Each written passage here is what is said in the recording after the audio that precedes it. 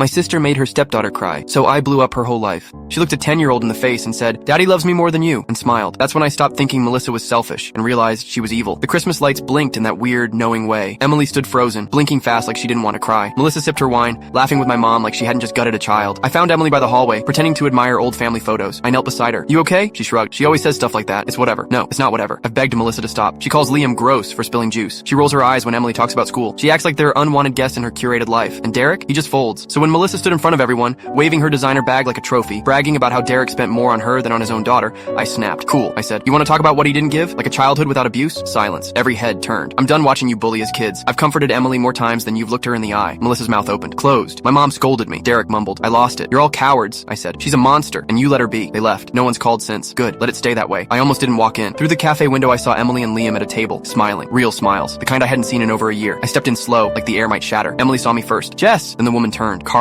We'd never met, but I knew. The way Liam leaned into her. The way Emily touched her hand, like she was safe. "I'm Carla," she said, standing. "You must be Jess." Her smile was warm. Real. I almost cried. We sat. The kids showed me their gingerbread cookies. Carla offered coffee, left to order. I sat there, choking on a knot I couldn't swallow. When she came back, she looked careful, like she was holding glass. "How are they?" "Really?" And I broke. "She calls Liam disgusting for spilling juice," I said. "Tells Emily she's annoying. Last week she told her, maybe if you disappeared, things would be easier." Carla froze. Her face went pale. She said what? "She makes Emily feel like she's fighting for Derek's love, like a rival, not a daughter." Carla rubbed her face, breathing like it hurt. I knew something was wrong. They'd been so quiet. I asked. I begged them to tell me. They probably think it'll make things worse. "She's hated me for years," Carla whispered. "But I didn't think she'd take it out on my kids." I didn't reply. What was there to say? She's not just hurting them. She's poisoning them. Then Carla turned to me. "Would you be willing to testify?" "Yes," I said, instantly. "I'm taking Derek back to court. I'm getting them out of that house." "You won't do it alone," I said. "I'll call my cousins." She nodded, eyes finally spilling. "Thank you." Emily laughed across the room at Liam's frosting mustache, and for the first time I thought this might actually work. Melissa showed up at my door screaming, "You traitor! You told her everything?" She was shaking. "I wasn't." "Yeah," I said, "and I'll say it again. In court." Her face twisted. "You've ruined my life." "No," I said. "You did that. I just stopped covering for you." The next day my phone blew up. Mom cried. Dad texted, "Fix this," like I was the problem. My sister called me a snake, said I manipulated the kids, destroyed a marriage. Funny, the only thing I destroyed was her little kingdom of silence. Meanwhile, Carla's lawyer called. We're prepping. Testimonies, screenshots, backups. No more pretending Melissa's just difficult. They all want me to apologize, to be the bigger person. I won't. Emily hugged me last week, whispered, "Thank you. That's all I needed. Let them hate me. I'm finally on the right side of the fire."